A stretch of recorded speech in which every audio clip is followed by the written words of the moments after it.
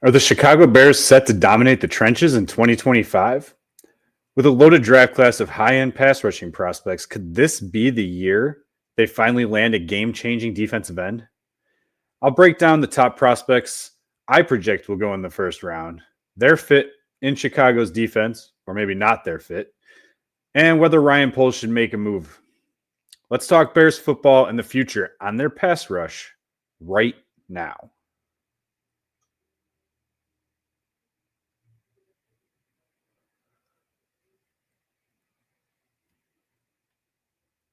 What's up, Palace Huddlers? Huddle up! I'm Rob Schwartz with Bear Goggles On. We're less than a month away from the 2025 NFL Draft, so let's keep diving into prospects and who the Chicago Bears should be focusing on. Look, that's not, I know I teased it before, that is not the new intro. Just felt like I had to have some type of separator in between the talking in the beginning and now. So the intro is still being put together by someone who has more qualified skills than I do. Not that I didn't like our previous intro, but I feel like now this podcast needs a little bit of a freshen up. So we have a new intro being put together. But for now, that's just kind of like our separator. I'm not going to talk about it again until the new one is created. So if you are excited for the NFL draft, please hit the like button. If you want the Bears to land a edge rusher in this draft, please hit the subscribe button. All right.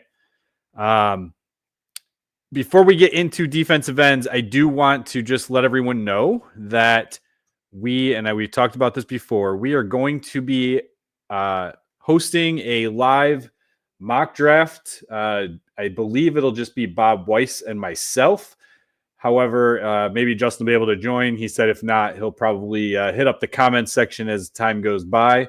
But please check it out, April 6th at 8:30 p.m. Central Standard Time.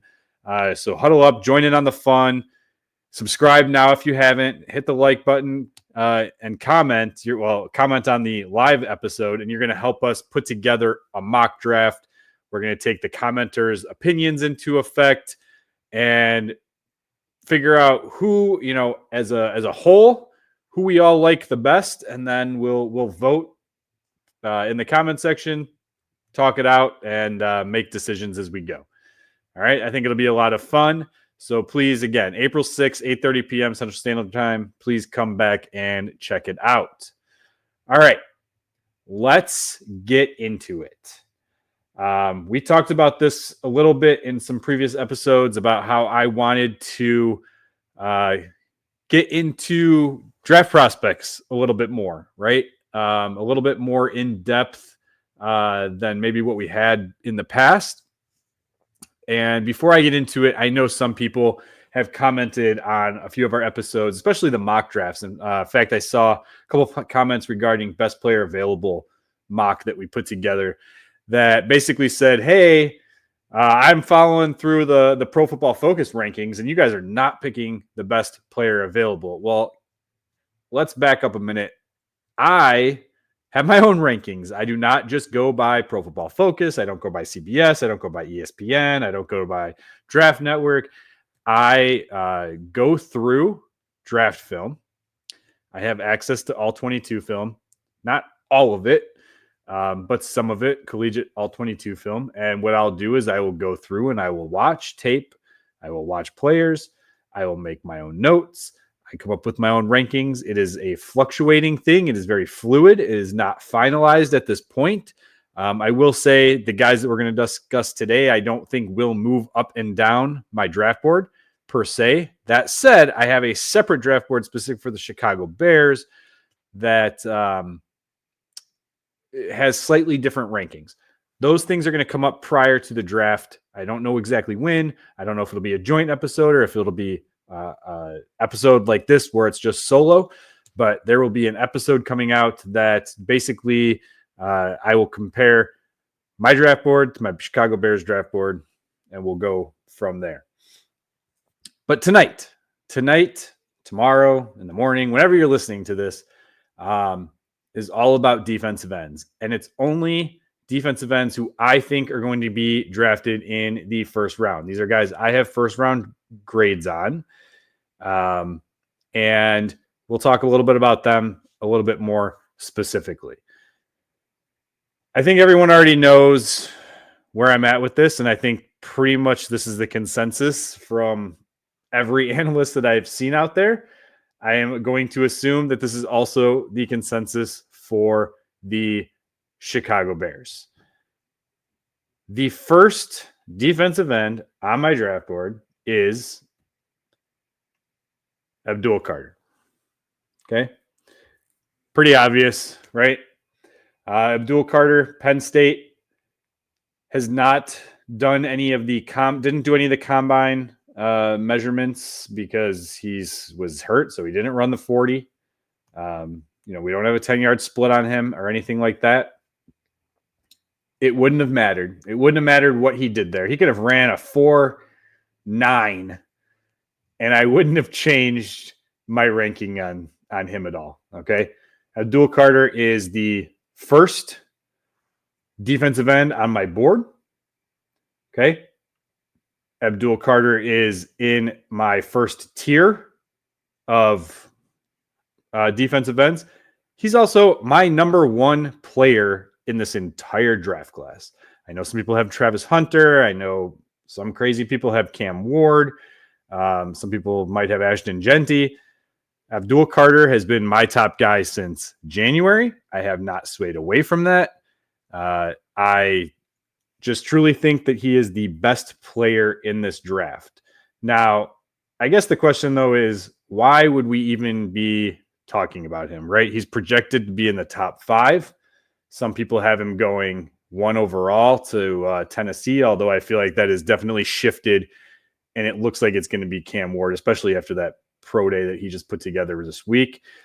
I think it's going to be Cam Ward.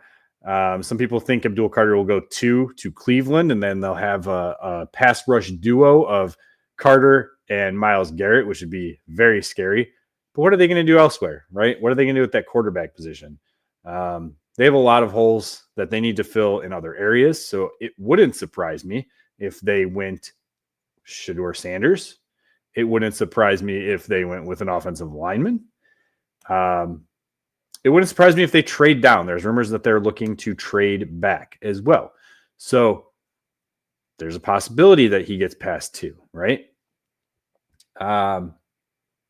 He's obviously not going to get to 10. This would require the Chicago Bears to trade up.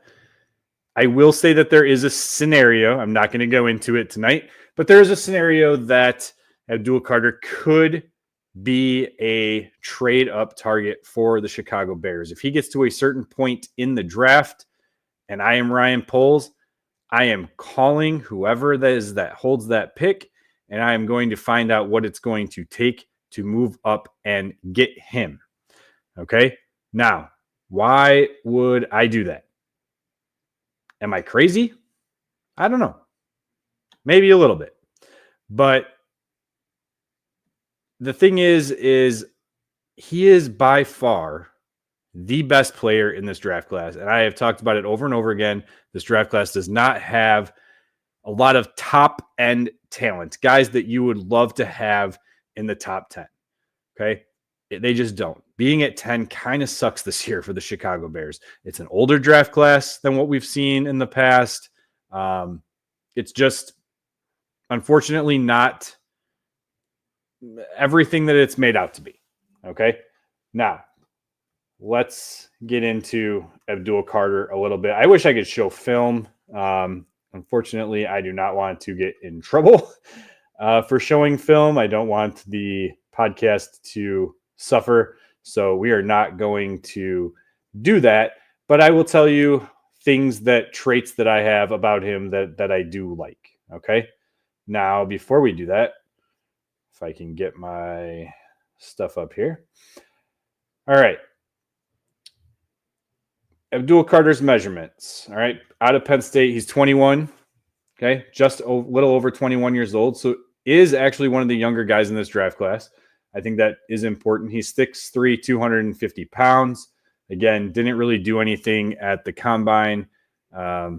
and we don't have any true measurables for him at this point. 2023, he was more of a stand-up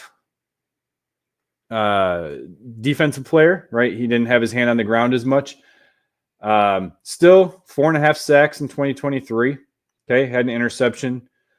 48 combined tackles. 25 of those were solos. Okay, only 6 tackles for loss.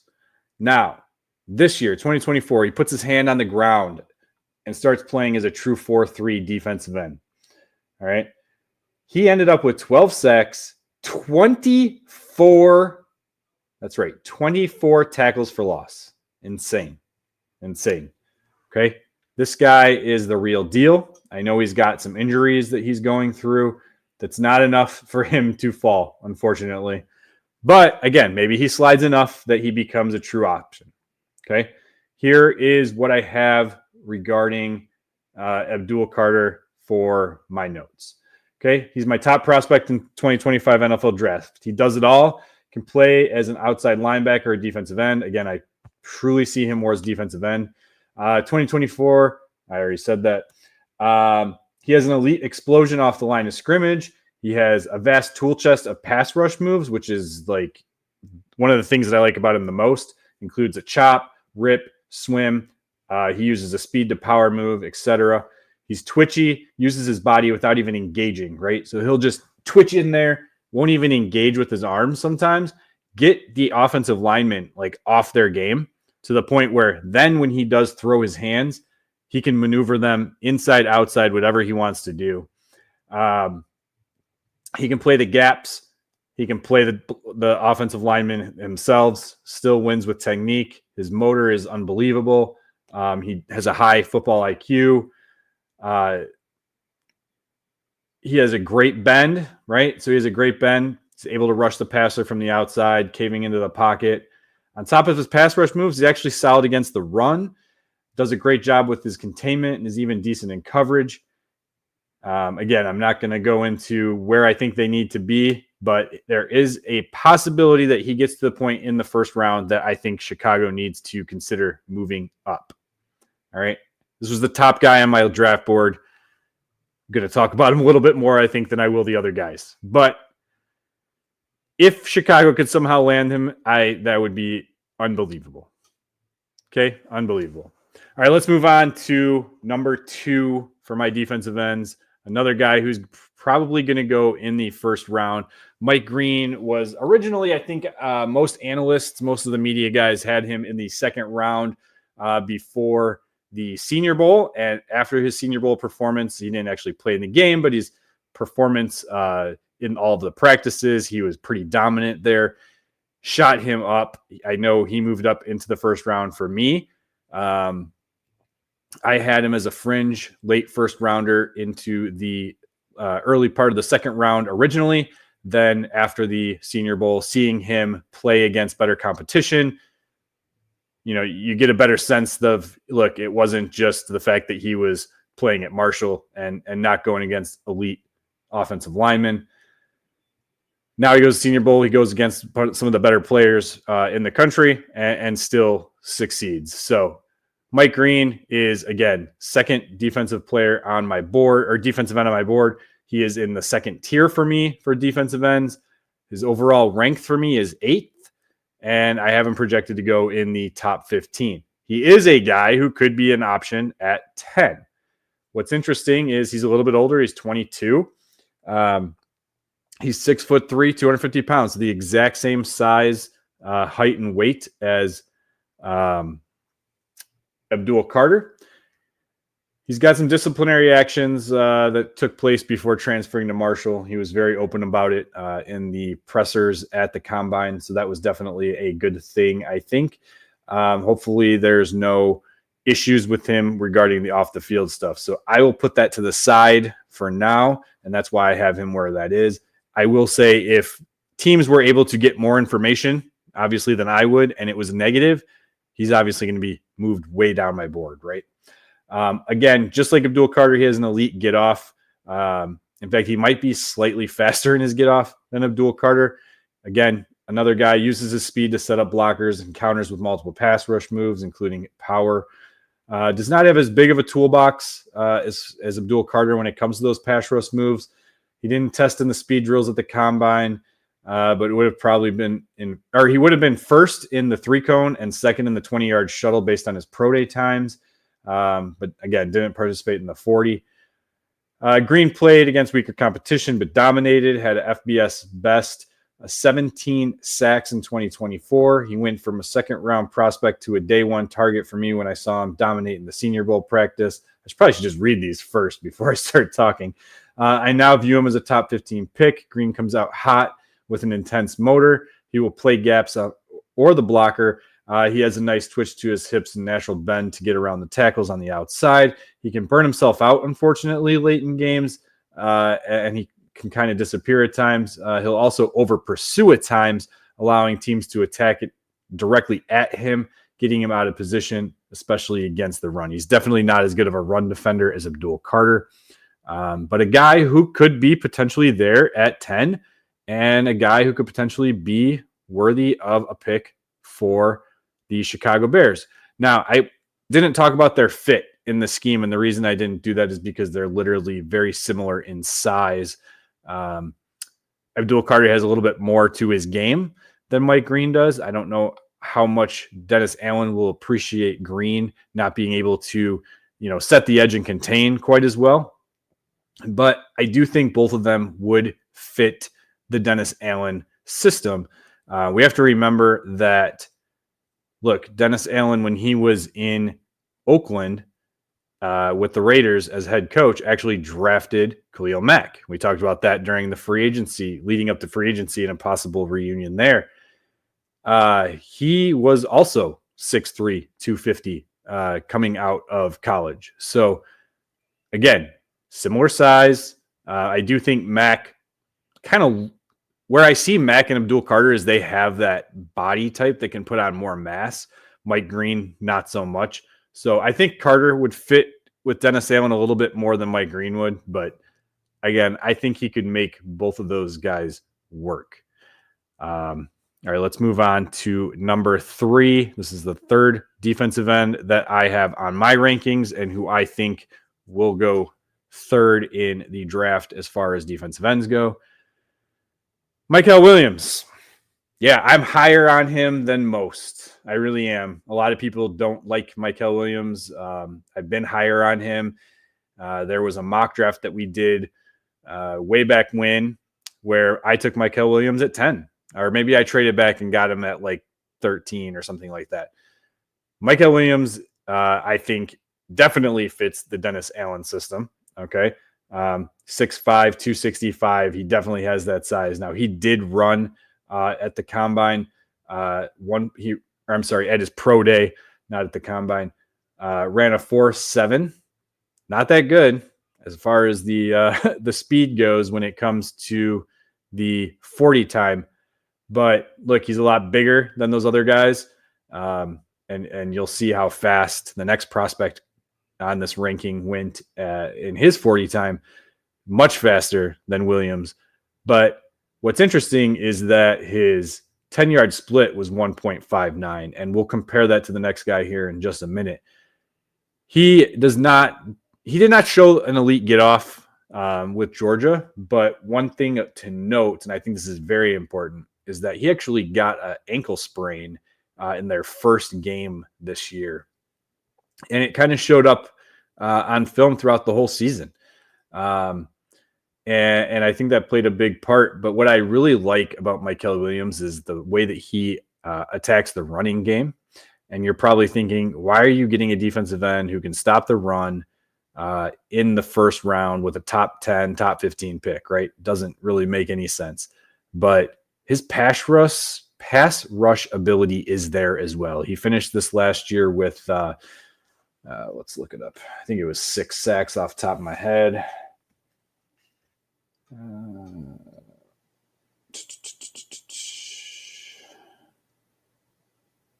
Of course, I did not write it down, so let me really look it up really quick. But let's look at while I do this, I'll talk about where I have him ranked. So he's the third defensive end on my board. I do have him in a separate tier.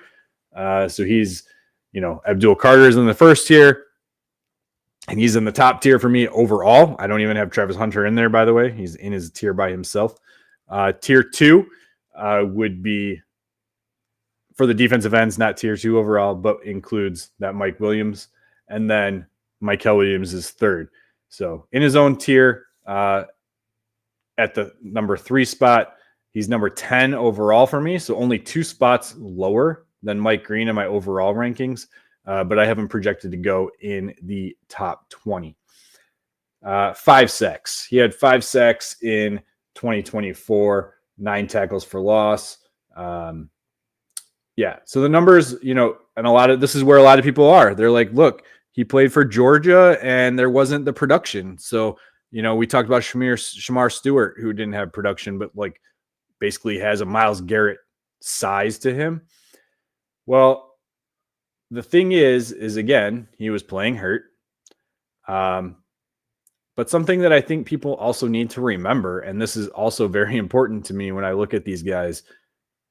Again, we talked about how old this draft class is.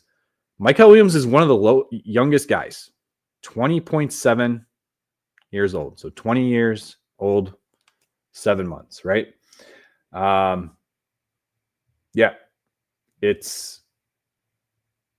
will still stand here and be bullish on him, okay? So he's, again, arguably, here's my notes on him. He's arguably one of the guys I'm higher on than most. When I look at Mykel Williams, I see elite size and length. His get off was slower this year, but he had an ankle sprain that dragged all season. Despite the ankle injury, oh my gosh, he still finished with 8.5 tackles for loss and 5 sacks. I did write it down. Williams is the best run defender within my top 3, even better than Abdul Carter. He sets the edge in a way that Dennis Allen would absolutely love. I cannot look at Williams and not think of a prototypical Dennis Allen defensive end. That said, you just read these. He also drafted Khalil Mack in 2014. Let's skip all that.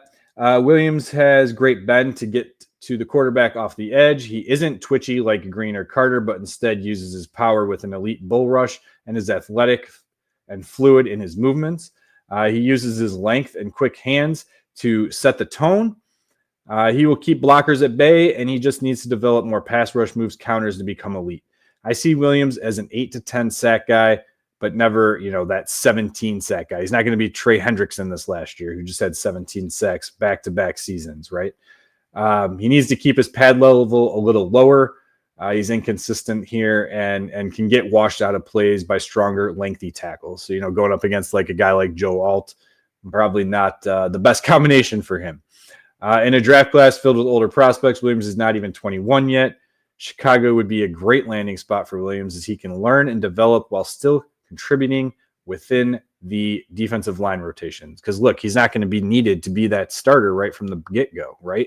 So he can get those rotation plays, can get in there and basically just learn, develop. Kind of reminds me actually a lot of Montez Sweat. So if he can get, paired up with him, learn from him, I think that would be a great combination. All right, last one. Yes, I only have 4 defensive ends who I have graded as first-round picks. Okay? Only 4. Many of you probably think James Pearce should be higher on this list. Many of you probably think that there's guys out there that should be higher than Mykel Williams. Maybe you think there's guys that should be out there that should be worthy of first-round picks. I do have a lot of guys that I didn't include that I have as, I shouldn't say a lot, I have 3 others who I have as late first round / early second round picks. The reason I didn't include them is because technically, like if this was a different draft class, I don't think I would have included them in the first round. Like they probably would have just been a flat out second round grade. But because this draft class is somewhat weaker on the top, some of these guys bump up a little bit into the first round. And again, with the age thing, like it's just one of those things where it's just kind of a weird year. It's just a weird year. But what's nice about this draft, especially with the Bears, because they have 3 picks in the top 75, is that group from like 20 to like 100, there's like some really, really good players in that range. And I think that will set Chicago up for success this year. All right, so let's just get into James Pearce. Let's finish this off. James Pearce out of Tennessee, again, 4th on my ranking. He's in his own separate tier as well. I have him currently ranked 16th overall, and I have him projected basically to go in the first round in the top 32. 6'5", so he's got some length there over guys like Abdul Carter and Mike Green, but he's lean, very lean, 245 pounds. And I know it's only 5 pounds later, but you can just tell by looking at him, he doesn't really have the frame work to put on a lot of mass, and that concerns me. About the same age as Abdul Carter, he's 21 years old.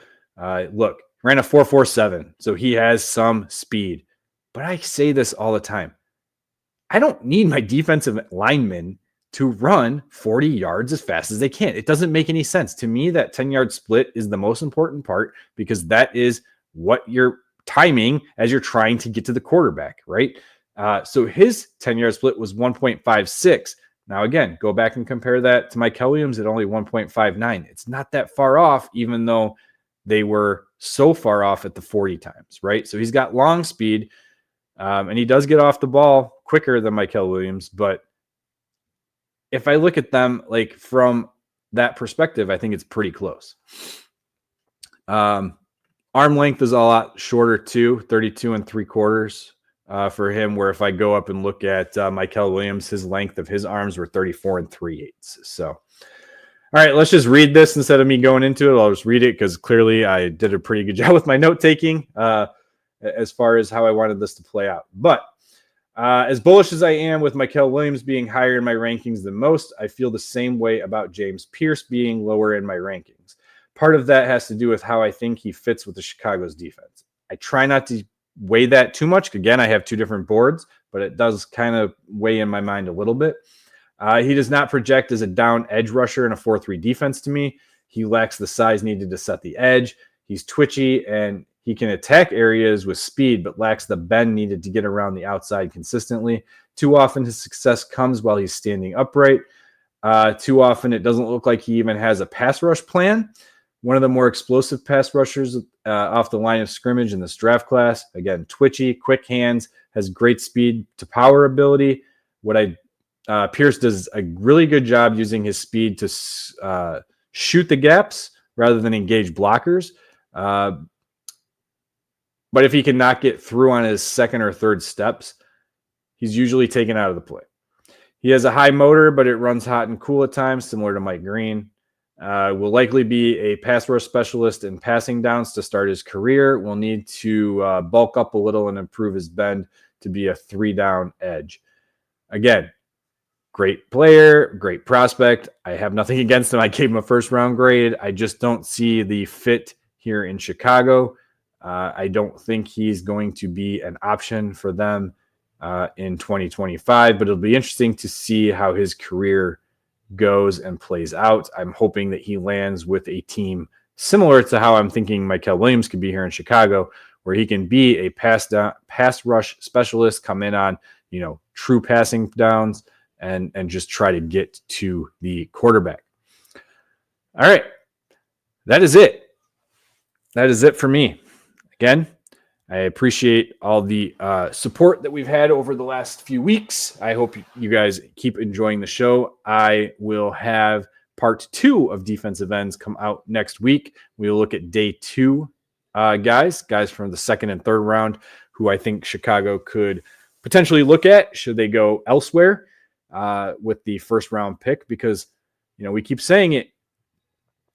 They have set themselves up very well for this upcoming draft. They have filled needs with some strong options, right? Joe Tooney, Jonah Jackson, if he can rebound now, not having to play out of position like he did for the Rams last year. If they go, Genty at 10, if he somehow falls, although he's probably either going to the Raiders at 6, maybe the Saints at 9, or Are the Saints just trying to get the Cowboys to trade up from 12? Who knows? But again, set themselves up. Running back, tight end, offensive line, defensive line, whether it's edge, whether it's tackle. They could go corner. They could go safety. And they've set themselves up in such a nice way that no one really knows what they're going to do here in the first round. So speaking of that, if you are still here with us, excuse me, Justin and I are going to be putting together an episode where we are going to look at 3 different draft approaches, okay, and what they could do. And what'll be interesting about that is we're going to go kind of like in the same episode. We're going to go 3 different scenarios, A, B, C, see how those 3 drafts play out. You guys get to rank them. Okay, I think that'll be a fun episode. That should be coming out here also early next week. So a lot more draft content coming. A lot more Chicago Bears draft content coming. So again, hit the subscribe button, hit the like button, share this with your friends. Let's keep this going. Hit the comment section. Let me know. Am I way off here? You know, you hate Mykel Williams. You think he's a second rounder. Let me know. James Pearce should be a top 10 pick. Let me know. Mike Green, small school guy. Why are we doing these small school guys again, right? Get him out of here. Who are some guys that you like who are lower? Jack Sawyer. Nick Scrort. I always mispronounce his name. Scorton. Yeah, Nick Scorton. Landon Jackson, right? Maybe you guys got them up there. Maybe you like Prince out of Ole Miss, right? Let me know in the comments. Maybe those guys show up in the next episode. We'll have to see. Hit the subscribe button. Get the notification. Come back. Check that out. That's all I got for today. Again, I am Rob Schwartz with Bear Goggles On, and obviously the Hallis Huddle. We really appreciate everything that you guys do, all the support, all the comments. It's been fun. But for now, bear down and claws up.